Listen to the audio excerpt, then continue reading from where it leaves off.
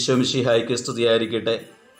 പ്രിയമുള്ളവരെ, സന്തോഷവും സമാധാനവും സ്നേഹവും പ്രത്യാശയും അണപൊട്ടിയൊഴുകുന്ന ആഘോഷമാണല്ലോ ക്രിസ്മസ്. നമ്മുടെ ദൈവവും കർത്താവും രക്ഷകനുമായ ഈശോ യൂദയായിൽ ബെത്ലഹേമിലെ പുൽക്കൂട്ടിൽ മനുഷ്യനായി പിറന്നതിൻ്റെ ഓർമ്മ.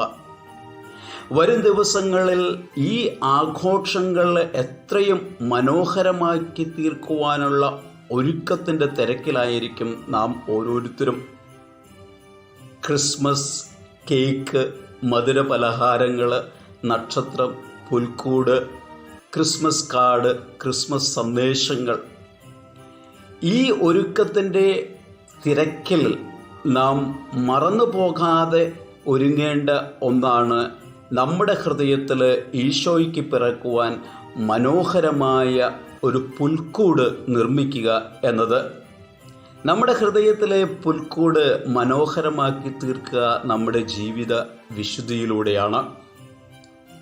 നമ്മുടെ ജീവിത വിശുദ്ധി എന്ന് പറയുമ്പോൾ ഈശോ നമ്മിൽ വസിക്കുന്ന ഒരു അനുഭവത്തിലേക്ക് നാം കടന്നു വരിക, മറ്റുള്ളവർക്ക് നമ്മിൽ ഈശോയെ ദർശിക്കുവാൻ സാധിക്കുന്ന ഒരു സ്ഥിതിവിശേഷം നമ്മുടെ ചിന്തയിലും നമ്മുടെ സംസാരത്തിലും നമ്മുടെ ഇടപെടലിലും എന്നും എപ്പോഴും പ്രകാശിച്ച് നിൽക്കുക എന്നുള്ളതാണ്.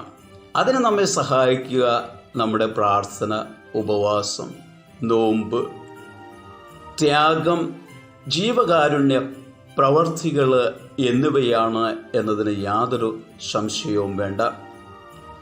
അതോടൊപ്പം തന്നെ നമ്മുടെ സെയിൻറ്റ് ജോർജ് കാൽവരി മുന്നൂർപ്പള്ളി ഇടവകയിലെ KCYM സംഘടന ഈ ദിവസങ്ങളിൽ നമുക്കായി നക്ഷത്രം പുൽക്കൂടിലേക്ക് യാത്ര എന്നൊരു പ്രോഗ്രാം ആക്കുന്നുണ്ട്.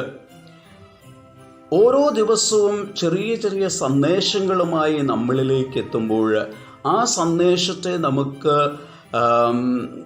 അനുകരിക്കാം.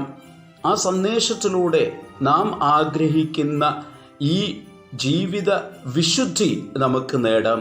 അങ്ങനെ ഉണ്ണീശോയ്ക്ക് മനോഹരമായ ഒരു പുൽക്കൂട് നമ്മുടെ ഹൃദയത്തിൽ സൃഷ്ടിക്കാം. ഈശോ നമ്മിൽ വന്ന് പിറക്കട്ടെ.